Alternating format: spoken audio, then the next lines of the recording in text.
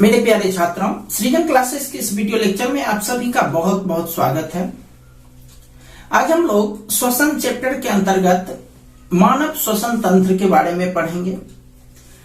मानव श्वसन तंत्र में कौन कौन से भाग होते हैं तथा मानव श्वसन तंत्र किस तरह से कार्य करता है उसके बारे में हम लोग डिस्कस करेंगे। ठीक है, तो स्टार्ट करते हैं मानव श्वसन तंत्र। तो देखिए, मानव श्वसन तंत्र में सबसे पहले हम लोग कुछ आउटलाइन पर डिस्कस करते हैं। हम लोग सांस के रूप में ऑक्सीजन लेते हैं। ऑक्सीजन जो है हमारे शरीर में पहुंचता है, हमारे शरीर में रक्त के द्वारा वह शरीर के विभिन्न हिस्सों में पहुंचता है। उसके बाद जब रक्त कोशिकाओं के द्वारा वह विभिन्न हिस्सों में पहुंचता है तो वहां पर सेल में मौजूद कोशिकाओं में मौजूद वह माइटोकॉन्ड्रिया में जाता है, वहां पर ऊर्जा का निर्माण करता है। उसके बाद वहां से वापस जब लौटता है तो वह कार्बन डाइऑक्साइड के रूप में वह वापस लौटता है।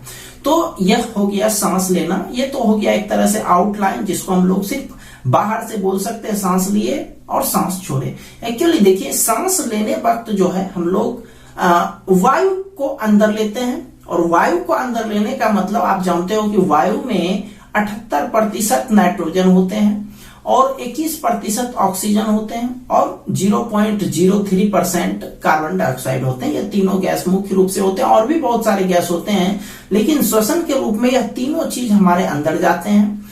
और उसमें से मुख्य रूप से ऑक्सीजन का जरूरत हमारे शरीर में ऊर्जा निर्माण के लिए किया जाता है। तो वह ऑक्सीजन ही वह हमारे शरीर के पूरे हिस्से में जाता है, और वह जो है कोशिका में जाकर के उसके माइटोकॉन्ड्रिया वहां पर जाकर के ऊर्जा का निर्माण करते हैं। ऊर्जा निर्माण का मतलब ग्लूकोज का निर्माण होता है। उसके बाद वहां से ऑक्सीजन कार्बन डाइऑक्साइड के रूप में वह शरीर से बाहर निकलते हैं। ठीक है, चलिए हम लोग चित्र पर समझते हैं। मानव श्वसन तंत्र का जो चित्र होता है वो किस तरह से होता है, उसके विभिन्न भाग पर देखते हैं। ठीक है, चलिए ध्यान से देखिए।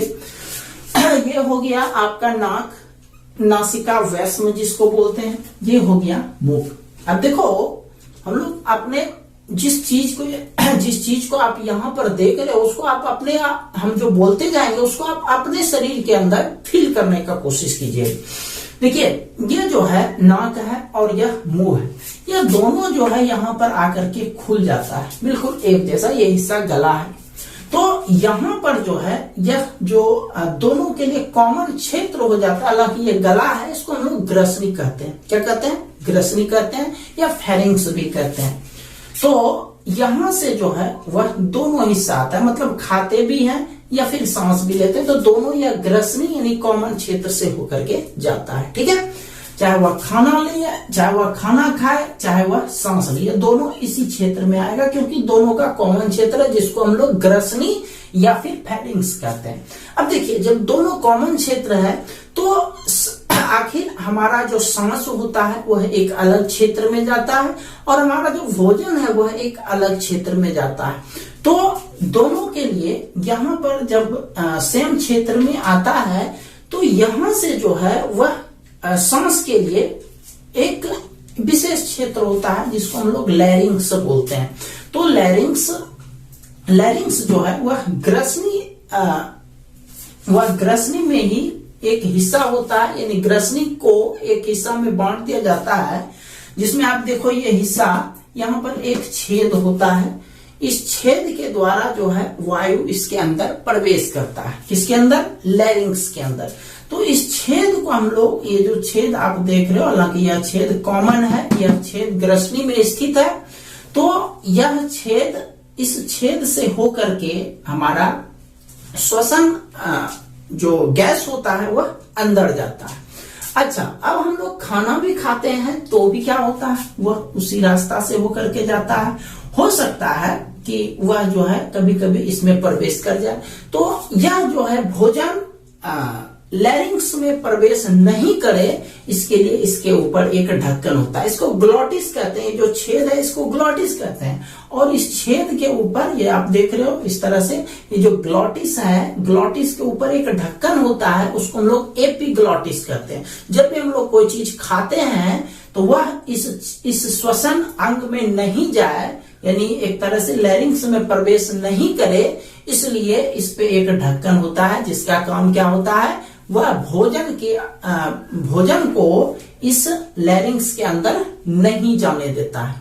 तो अब देखो आगे क्या होता है, यहाँ पर लैरिंग्स से होते हुए श्वसन गैस लैरिंग्स के होते हुए ट्रैकिया में जाता है, फिर ट्रैकिया से होते हुए ये देखो यहाँ पर यह दो भाग में बंट जाता है। ये जो हमारा ट्रैकिया है वह दो भाग में बंट जाता है, एक इस तरफ एक दूसरी तरफ। ये दो भाग में जो बंटता है इसको हम लोग ब्रोंकस कहते हैं। क्या कहते हैं, ब्रोंकस। दो भाग में जो बटा हुआ है उसको ब्रोंकस कहते हैं। अब देखिए ये जो दो शाखा में बट गया, अब ये शाखा जो है और अलग अलग बहुत सारे शाखाओं में बट गया। देख रहे हो ना कि ये एक शाखा निकला, यहाँ पर देखो एक शाखा, दो शाखा, तीन, चार, इस तरह से एक शाखा बहुत सारे शाखाओं में बट गया। इसलिए इन जब छोटे छोटे शाखाओं को जो है वो ब्रोंकिओल्स कहा जाता है। क्या कहा जाता है, ब्रोंकिओल्स। मतलब ये ट्रैकिया या श्वास नली जिसको भी बोलते हैं, ये जब दो भाग में बटा तो उसको ब्रोंकस, और जब वही चीज बहुत सारे भाग में बट गया तो उसी का नाम हो गया ब्रोंकिओल्स। ठीक है। अब देखिए ये जो आगे ये हिस्सा देख लो, ये ढका हुआ है, चारों बगल से घेरा हुआ, एक तरह से घेरा टाइप का, ये देखो गुच्छा टाइप का यहाँ पर बना हुआ है। तो ये गुच्छा जो ये ऊपर वाला हिस्सा है, सबका ऊपर वाला का हिस्सा का हम बात कर रहे हैं, इसका नाम है वायु कोष्ठिका। क्या नाम है, वायु कोष्ठिका। अच्छा, ये वाला हिस्सा, ये जो आप देख रहे हो ये फेफड़ा है, अंदर वाला फेफड़ा है, ये वाला जो थोड़ा मोटा डार्क से कलर किया हुआ फेफड़ा है। और फेफड़ा के ऊपर एक परत है, परत का नाम है पैराइटल प्लूरा, पैराइटल प्लूरा। और ये जो बीच में खाली जगह है इसको हम लोग बोलते हैं हृदय का स्थान बोलते हैं। ठीक है, तो चित्र आप लोग समझ गए। और ये जो आप देख रहे हो इस तरह का आकृति, इस तरह से एक चूड़ीदार टाइप का गले में या फिर ट्रैकिया में चूड़ीदार टाइप का कुछ बना हुआ है, उसको हम लोग बोलते हैं उपास्थि वलय। क्या बोलते हैं, उपास्थि वलय। ठीक है, तो उम्मीद है आप लोग चित्र समझ गए। उसके नीचे ये वाला जो हिस्सा है इसको हम लोग डायफ्राम कहते हैं। क्या कहते हैं, डायफ्राम कहते हैं। देखिए ये वाला हिस्सा जो है डायफ्राम है, नीचे वाला हिस्सा। अब एक बार फिर से चित्र पर डिस्कस करना। ये नासिका बेस, ये मुख हो गया, ये वाला गला हो गया, इस हिस्सा को हम लोग ग्रसनी भी कहते हैं।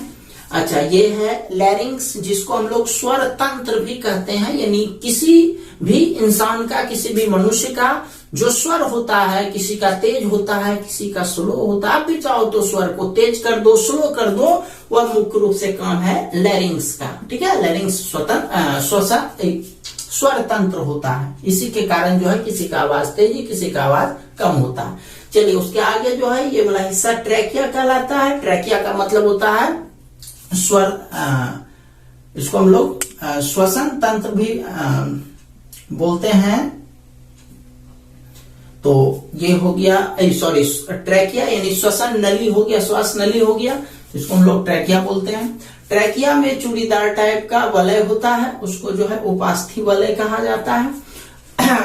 आगे आकर के ट्रैकिया दो भाग में बढ़ जाता है, प्रत्येक भाग को ब्रोंकस कहते हैं। और ब्रोंकस भी आगे चल करके, ब्रोंकस दो भाग में बढ़ता है, दोनों अलग अलग फेफड़ों में चला जाता है। तो ब्रोंकस भी और अनेक शाखाओं में बढ़ जाते हैं, उन प्रत्येक शाखाओं को हम लोग ब्रोंकिओल्स कहते हैं, ब्रोंकिओल्स। और ब्रोंकिओल्स जो है वह एक गुच्छा टाइप का एक आकृति हो जाता है, और प्रत्येक गुच्छा टाइप के आकृति को हम लोग वायु कोष्ठिका कहते हैं। अच्छा, ये आपका अंदरूनी वाला हिस्सा फेफड़ा कहलाता है। फेफड़ा एक परत से ढका रहता है, उसका नाम है पैराइटल प्लूरा। ठीक है। अच्छा, उसके नीचे से जो है एक डायफ्राम स्थित रहता है। डायफ्राम का मुख्य काम होता है वह श्वसन को छोड़ने में ज्यादा मदद करता है। ठीक है, चलिए ये हो गया इसके आकृति के बारे में। अब हम लोग डिस्कस करते हैं कि हम लोग सांस लेते हैं तो किस तरह का प्रोसेस क्या होता है, समझते चलिएगा। इसके रास्ते में जो भी डिफिकल्टी जाएगी उस पर भी हम लोग डिस्कस करते जाएंगे। तो देखिए, सांस के रूप में हम लोग नाक से सांस लेते हैं, और कभी कभी चूंकि आप देखो ये वाला हिस्सा जो है, ये वाला हिस्सा ग्रसनी ये दोनों से होकर के जाता है, नासिका बेसन से और मुख दोनों के लिए यह सेम एक तरह से कॉमन क्षेत्र है। तो हम लोग सांस के रूप में नाक से भी ले सकते हैं और मुख से भी ले सकते हैं, लेकिन मुख से क्या होगा, श्वसन गैस तो अंदर आएगा, लेकिन मुख से जो है, मुख में कुछ सांस लेने के लिए या उसके सुरक्षा के लिए कुछ विशेष चीज नहीं लगा रहता है। जबकि नाक में क्या होता है, नाक में जब हम लोग सांस लेते हैं तो आप लोग फील कीजिएगा या देखिएगा कि नाक में छोटा छोटा बाल होता है। तो बाल क्या करता है, बाल जो है वह धूलकण को रोक देता है, धूलकण को जाने से रोक देता है। उसके अलावा भी यदि कुछ और धूलकण यदि और चला जाता है तो यहाँ पर जो है, मतलब नासिका बेसन के ऊपर वहां पर कुछ चिपचिपा पदार्थ होता है मौजूद, जो चीज जो है, जो धूल यदि बाल जो है, नाक में स्थित जो बाल होते हैं, वह जिस धूलकण को नहीं रोक पाते हैं, वह धूलकण क्या होता है, यहाँ पर इस चिपचिपे पदार्थ में जाकर के चिपक जाता है। आप कभी कभी अपने नाक में उंगली डाल करके देखिएगा, ऊपर वाला हिस्सा तो चलिए सूखा दिखेगा, ये शुरू वाला हिस्सा, लेकिन जैसे आप उंगली को और ऊपर बढ़ाइएगा तो वहां पर चिपचिपा टाइप का पदार्थ निकलेगा। तो खैर क्या होता है कि जब हम लोग सांस लेते हैं तो या तो बाल के द्वारा धूलकण को रोक लिया जाता है या फिर चिपचिपे पदार्थ में वह धूलकण चिपक जाता है। इसीलिए जब आप लोग कुछ दिन के बाद जो है नाक को साफ कीजिएगा तो कुछ उसको हम लोग जनरल भाषा में नकटी बोलते हैं, तो वो बाहर निकलता है, एक तरह से गंदगी। तो खैर, तो आप समझ गए होंगे कि मुख से और नासिका बेसन से सांस में किस में ज्यादा आपको फायदा होता है। तो फायदा किस में होता है, नासिका बेसन में। यह एक स्पेशल अंग होता है क्योंकि इसमें जो है वायु के धूलकण को रोकने के लिए या तो बाल मौजूद होते हैं या फिर उसमें कुछ चिपचिपा पदार्थ मौजूद होते हैं। जबकि मुख में ऐसा नहीं होता, उसमें डायरेक्ट जो भी धूलकण वगैरह होता है सारा वह गला में पहुंच जाता है, यानी ग्रसनी में पहुंच जाता है। इसलिए सांस जब भी लेना चाहिए हमको नासिका बेसन से लेना चाहिए। ठीक है, चलिए आगे बढ़ते हैं। चलिए सांस तो ये समझ गया कि हमको सांस नासिका बेसन से लेना है। चलिए आगे बढ़ते हैं। अब सांस जो है नासिका बेसन के रास्ते से यहाँ पर आया, तो यहाँ पर जो है ग्रसनी दो भाग में बढ़ जाता है। एक भाग हो जाता है लैरिंक्स और दूसरा भाग ग्रसनी ही है जिसमें भोजन जाता है। तो इस ग्रसनी में ही जो है एक छेद होता है, उस छेद के द्वारा वायु श्वसन वायु जो है वह लैरिंक्स में प्रवेश करता है और वहां से फिर ट्रैकिया में जाता है। कहां जाता है, ट्रैकिया में जाता है। वहां से ट्रैकिया में जाते हुए फिर वहां से ट्रैकिया जब दो भाग में बढ़ जाता है तो वहां से गैस भी, यानी वायु गैस यानी ऑक्सीजन भी वहां से आगे चलते जाता है। तो आगे बढ़ते बढ़ते वह जो है इस हिस्से में पैराइटल प्लूरा में वह जमा हो जाता है जाकर के। ठीक है, और वहां से जो है पैराइटल प्लूरा के आगे जो है वह वहां से रक्त में मिलता है जाकर के, और रक्त में मिलने के बाद चूंकि रक्त में होमोग्लोबिन मौजूद होता है, इसीलिए वह श्वसन गैस यानी ऑक्सीजन क्या होता है, ऑक्सीजन रक्त के साथ जो है, रक्त में मिले हीमोग्लोबिन के साथ वह पूरे शरीर में रन करता है, पूरे शरीर में रन करता है। और आप जानते हैं कि हमारा शरीर बहुत सारी कोशिकाओं से बना हुआ है, तो वह जब पूरा शरीर में रन करता है तो वह प्रत्येक कोशिका में पहुंच जाता है। कोशिका में माइटोकॉन्ड्रिया स्थित होता है और प्रत्येक माइटोकॉन्ड्रिया को हम लोग ऊर्जा गृह कहते हैं, उसी में ऊर्जा का निर्माण होता है। मतलब शरीर के हर एक हिस्से में ऊर्जा गृह का निर्माण होता है, जिससे हम लोग किसी कार्य को आसानी से कर पाते हैं। ठीक है, तो इस तरह से यहां से जो है मतलब वायु कोष्ठिका से होकर के वायु जो है वह पूरा शरीर में फैलता है। किसमें मिल करके, रक्त में मिल करके। रक्त में स्थित होमोग्लोबिन उसके वाहक का कार्य करता है और शरीर के प्रत्येक हिस्से में स्थित कोशिका में उसको पहुंचाता है। कोशिका से वह माइटोकॉन्ड्रिया में जाता है, वहां से ऊर्जा का निर्माण होता है। उसके बाद वहां से ऑक्सीजन वह कार्बन डाइऑक्साइड में कन्वर्ट होकर के फिर से यहाँ आता है। और यहां से जो है देखिए ये जो नीचे आप देख रहे हो डायफ्राम, आप जरा सा सोचिए क्या होता है जब आप सांस लेते हो तो क्या होता है, सांस लेते हो तो क्या होता है, ये डायफ्राम जो है वह नीचे की तरफ चला जाता है। वह डायफ्राम जो है नीचे की तरफ चला जाता है और वायु जो है जो हम लोग सांस के रूप में लेते हैं वह फेफड़ों में भर जाता है। उसके बाद वहां से भर करके वह शरीर के विभिन्न हिस्सों में पहुंचता है। उसके बाद फिर जब कार्बन डाइऑक्साइड के रूप में यहाँ पर आता है तो डायफ्राम क्या करता है, डायफ्राम जो है उसको ऊपर की तरफ धकेलता है, ऊपर की तरफ क्या करता है, पुश करता है, ऊपर की तरफ पुश करता है, धकेलता है, जिससे वह फिर से उसी रास्ते से होते हुए हमारे नाक से बाहर निकलता है। तो ये प्रोसेस था सांस लेने का और सांस छोड़ने का। अब देखिए एक चीज और यहाँ पर कुछ बात क्लियर करते हैं आपको। जैसे आपको हम लैरिंग्स के बारे में बताएं कि लैरिंग्स का मुख्य काम क्या है, यह श्वसन के विभिन्न प्रकार यह लैरिंग्स एक स्वर तंत्र होता है, यह स्वर के विभिन्न प्रकार को प्रदर्शित करता है, तेजी से बोलना, स्लो बोलना, ये सारा चीज जो है लैरिंग्स में स्थित होता है। यदि लैरिंग्स में किसी को कोई तरह का प्रॉब्लम है तो निश्चित तौर पर उसको बोलने में आसानी नहीं होगी, वह आसानी से किसी चीज को नहीं बोल पाएंगे। अच्छा, दूसरा चीज ये जो आप देख रहे हो कि लैरिंग्स के ऊपर एक ग्लॉटिस, ग्लॉटिस बोले तो छेद, और उसके ऊपर एक ढक्कन लगा रहता है, उसको एपिग्लॉटिस कहते हैं। तो एक चीज आप याद रखिएगा, जब हम लोग खाना खाते हैं तो हो सकता है हमारे दिमाग में ये चीज घुसता होगा, तो हम ये सोच सकते हैं कि जब हम लोग खाना खाते हैं तो ये भोजन का हिस्सा और सांस दोनों आखिर ग्रसनी में जमा होता है। तो ये जो ग्रसनी में जब दोनों जमा होता है तो ये जो भोजन का कण होता है, यह उसके लिए यह ग्लॉटिस, एपिग्लॉटिस वाला जो एपिग्लॉटिस जो होता है वो क्यों नहीं खुलता है, वह केवल श्वसन गैस के लिए क्यों खुलता है। देखिए एक्चुअली इसमें हमारे दिमाग का बहुत बड़ा योगदान रहता है।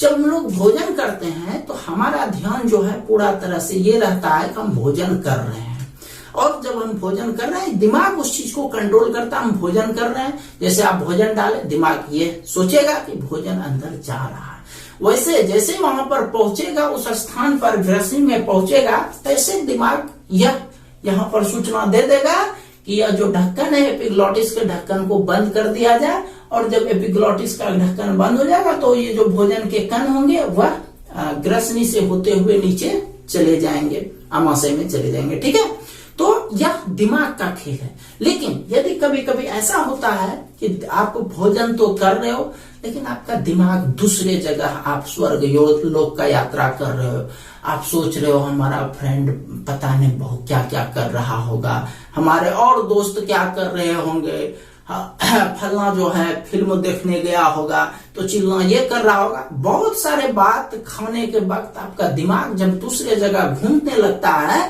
तो आपका दिमाग जो है यहाँ से हट जाता है, इस चीज से हमारा दिमाग हट जाता है, वो दूसरे क्षेत्र में सोचने लगता है। इससे क्या होता है, जब हम लोग भोजन करते हैं तो यह ग्लॉटिस कब खोलना है, किसके लिए खोलना है, क्योंकि श्वसन और भोजन दोनों साथ साथ हो रहा है, इसीलिए इसको पता नहीं चलता है। तो कभी कभी जो है यह जब खुल जाता है तो भोजन के कण जो है वह इसके अंदर आते हैं, तब आपको मतलब एक तरह से खांसी आना शुरू होता है, तब अनुभव होता है कि अच्छा भोजन जो है इसमें इसके अंदर चला गया। तब आपका दिमाग जो है, जो आप लोग स्वर्ग लोक की यात्रा कर रहे थे, वह तब यहाँ पर पहुंचता है।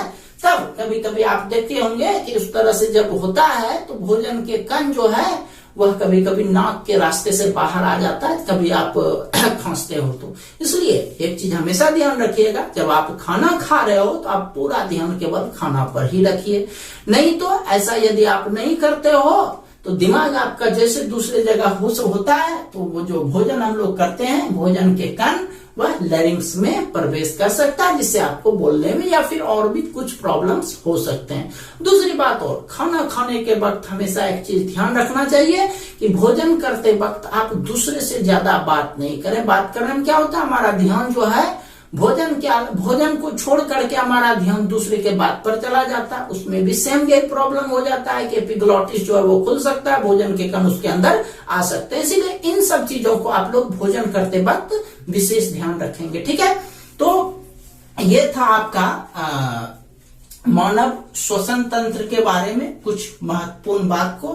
तो एक चीज और बता दें कि यह जो चित्र है आपका मानव श्वसन तंत्र का, इसको आप लोग अच्छे से क्लियर कर लीजिए। बोर्ड एग्जामिनेशन में यह क्वेश्चंस बहुत ही इंपॉर्टेंट है, 5 मार्क्स का पूछा जाता है।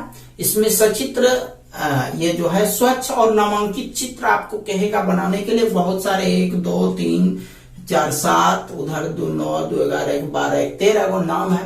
तो इस नाम को जो है आप लोग अच्छे से याद रखिएगा। मान लिया जाए उतना नहीं भी लिख सके तो कम से कम 7 8 गो नाम जरूर आप लोग याद रखिएगा, ठीक है। उसके अलावा इस पर किस तरह से ये काम करता है उस पर भी हमने डिस्कस किया, इसके विभिन्न अंग पर डिस्कस किया। इसीलिए इस चित्र को आप लोग अच्छे से तैयार कर लेना, अच्छे से इसका एक नोट्स बना लेना, ठीक है।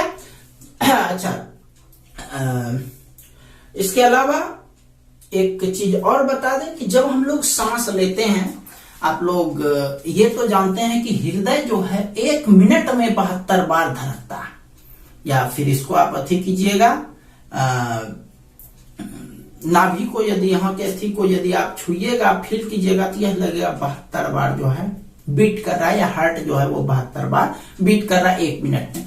लेकिन सांस जो है 1 मिनट में उतना बार नहीं लेते हैं। इसलिए आप ये सांस और हार्ट बीट में आप लोग डिफरेंस समझने का कोशिश कीजिए कि सांस जो है एक बार में हम लोग, या सॉरी 1 मिनट में हम लोग 17 या 18 बार लेते हैं, ठीक है, जब हम लोग सामान्य अवस्था में रहते हैं। तो हम लोग सांस जो जनरली लेते हैं उसमें हमारे शरीर में कितना ऑक्सीजन या फिर बोले तो कितना वायु हमारे शरीर में प्रवेश करता है। तो एक बार जब सांस लेते हैं तो हमारे शरीर में 500 मिलीलीटर जो है वह वायु हमारे शरीर में प्रवेश करता है।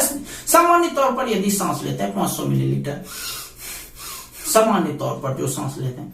अब हमारे एक बार सांस लेने का टोटल कैपेसिटी कितना हो सकता है, कितना हमारे फेफड़े जो है हमारे श्वसन गैस को एब्जॉर्ब कर सकता है, तो वो है 6000 मिलीलीटर तक उसको अति कर सकता है। इसका मतलब आप कभी कभी योगा या अभ्यास करते हैं तो कहा जाता है तेजी से मतलब जितना लंबा और गहरा सांस लीजिए।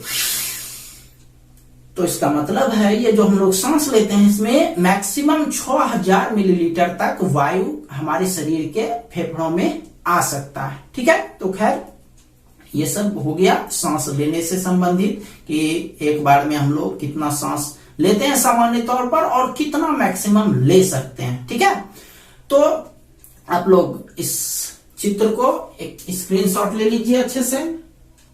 चलिए ठीक है, तो इसका नोट्स जो है आप लोगों को कल के लेक्चर में मिल जाएगा। तो मिलते हैं हम लोग कल एक नए वीडियो लेक्चर के साथ। तब तक के लिए आप सभी का बहुत बहुत धन्यवाद।